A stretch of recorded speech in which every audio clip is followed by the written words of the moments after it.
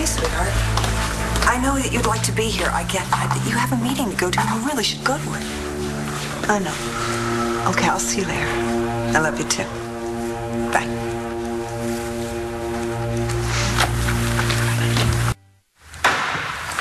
This court is now in session. Ms. Delgado, please call your first witness. Knock it out of the park, bro. I'd like to call Loretta Hogan to the stand. Objection, Your Honor. There's no Loretta Hogan on the witness list. But I notified Mr. Clark's office that Ms. Hogan would be appearing at the same time as I notified the court, Your Honor. My office received no such notification. Ms. Delgado. I am not trying to pull a fast one, Your Honor. Ms. Hogan is an expert witness, and I just tracked her down this morning. If you need time to prepare for cross-examination, I'll grant a recess. It's fine. Proceed, Ms. Delgado. Call Ms. Hogan.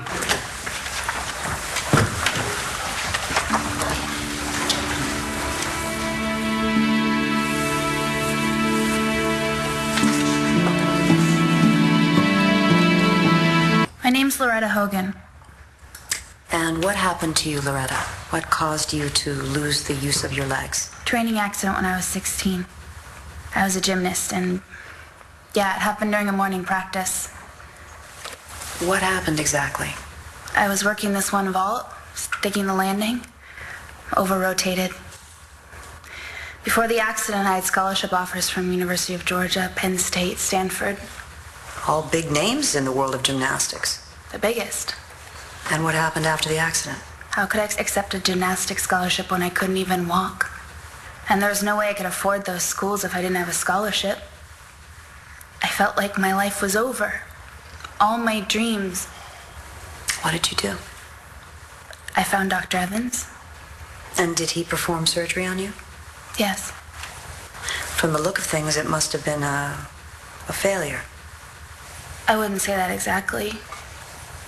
What would you say?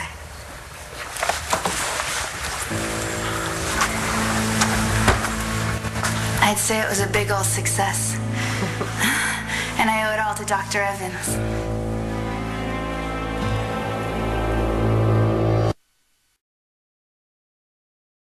You knew about this, didn't you? Stop this, Elijah. Stop this now. Objection, Your Honor. Is this a three-ring circus or a courtroom? I trust that's a rhetorical question, Okay, Your Honor, Counselor. these cheap theatrics have nothing whatsoever to do with my son's case. Sit down, Mrs. Buchanan. Mr. Clark, please control your client. Due respect, Your Honor, she's right. Miss Hogan's testimony is irrelevant in the manner in which Ms. Delgado the presents. use of her legs as a result of Dr. Evans' surgery is irrelevant. I don't know what is.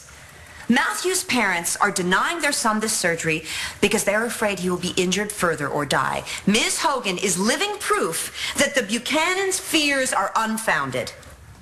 You may continue.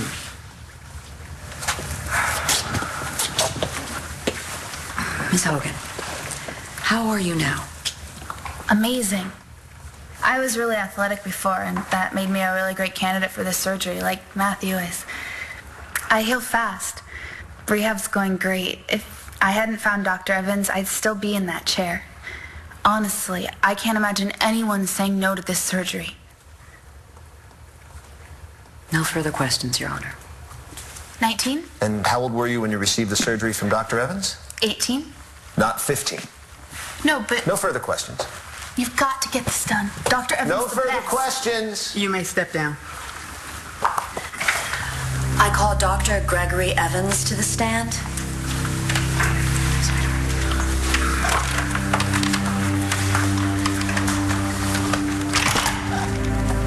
How long have you been practicing medicine? Well, since I finished my surgical residency, 12 years. 12 years. And how many surgeries have you performed? Well, ballpark. Hundreds. Your Honor, I'd like to enter into evidence copies of the leading medical journals in the country. Each one contains a laudatory article about Dr. Evans. Many of them cite the operation that he would like to perform on Matthew, an operation that is almost the exact same operation that allowed Ms. Hogan to walk again. Your Honor, we will stipulate that Dr. Evans is an expert in his field. Did Matthew's family bring you here to heal their son? Well, that's the way I understood it, yes. And they paid you a consulting fee to examine him? Yes. Dr. Evans, have you ever lost a patient? No. Never, in 12 years? Never. No further questions, Your Honor. Your witness, Mr. Clark. What's at issue in this case is consent. Dr. Evans, who exactly brought you here? Who paid your fee? Clem Buchanan. And is your appearance a surprise to Matthew's parents? Well, Clem Buchanan recently married Matthew's mother. He was Matthew's stepdad. Oh, that's true. But that doesn't make him the legal guardian, does it? Objection. What is the point of this line of questioning? My point is, my clients were pushed into giving consent to Dr. Evans for him to even evaluate Matthew. They were placed in this position by a well-meaning relative, but they did not choose to have Dr. Evans come and promise Matthew he could walk again just as long as he risks his life. You may continue, Mr. Clark. Are there risks involved with this surgery? Well, I'm bound by ethics to inform patients and their families of any risks, however unlikely. Are there risks? Was there a risk when you got in your car and drove here? Your Honor. Please answer the question. There are risks involved in any surgery. Is there a risk that Matthew's condition may actually worsen as a result of this procedure? As I said, Yes or no? Yes. Is there a risk that he could become a paraplegic or a quadriplegic? Well, the chance of that happening Yes or no? Yes. Can you promise Matthew will walk again? Well, there are no guarantees, Is it but true there's the a chance odds he are... could die during surgery? Well, any surgery could have This a complication. 15-year-old boy could die on your operating table during a surgery he doesn't even need. It's remotely possible. And you think he has the emotional capacity at 15 to understand this? Yes, I do. This 15-year-old boy who got embarrassed at a school dance, got into a car with someone on drugs. That wasn't a well-thought-out decision. This is. And it is your opinion that this 15-year-old boy who didn't even have enough sense of his own mortality to buckle his seatbelt can make this life or death decision? Yes. And are you so eager to play God that you just can't wait till he turns 18? Objection, Your Honor. No further questions. Redirect, Your Honor. Dr. Evans, what could happen if Matthew waits 3 years to have this surgery? 3 years of deconditioning as a result of sitting all the time.